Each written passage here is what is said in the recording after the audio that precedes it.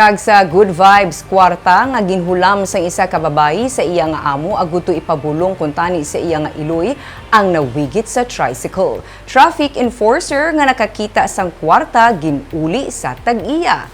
Yaring report ni Romeo Subaldo. Sa Lunes, bago lang nakatapos sa iyang duty si Edsel Lauron bilang traffic enforcer sa Victoria City. Nagpamerkado sila sang iya misis, kag sang nagsakay sa tricycle, may nakita nga kahita sa iya tiilan ang iya misis. Pagpauli sa balay, ginpahibalo niya si Edsel. Hanggang may kita. Oo. Yung kubukaron ko, hindi pagbukara. Oo. Dahil kubukaron ko lang total traffic man ko, ay mangita tayo identification card. Para makilala taon silang tigilya. Okay. Kaya mo itong time, ginbukad ko, kada mo palibon. Damo sang? Libon. Libo. Okay. Inisip ko, 10,500 ang napiod. Okay. May sin pagid nga napiod.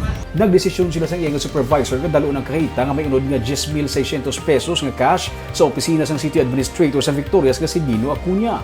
Gin-turn over ni Edsel ang kwarta didto.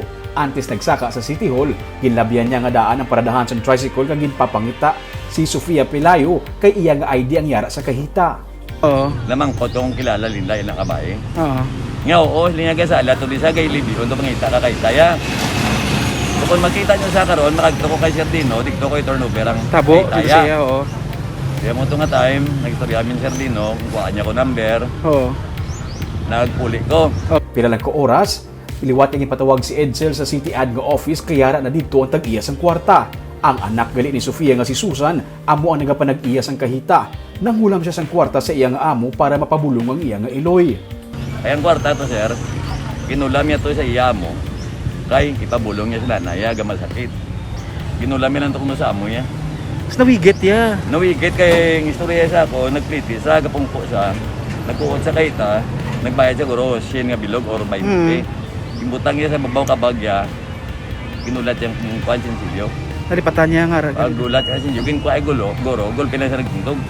Di amo to digtugid guro na ulog. Si Edsel, gintanyagan pa nila sa 1,500 pesos nga reward money pero wala niya iniging baton. Suno pa sa iya, bisan simple lang ang ilang nga pangabuhi, wala gid nagsunod sa iya nga pensar nga kuwaon ang iya. Ay balik ko sir kay sa niya makakaon ko ya. Pag hindi man ko gusto, ngayon nga kwarta, hindi ako, pakaon ko sa mga kabataan ko. Ay kabudlay na siya kabiltada. Oo. Nakaagi man siya sa biyahe sa tricycle kag may nabilin man sa iya nga tricycle nga bag kag may unod nga cellphone kag iPad. Wala siya kuno nagpadala sa temptasyon kag iya inigid uli sa tag-iya. Kay para sa iya, importante may makaon ng iya nga pamilya nga gikan sa iya nga ginpangabudlayan.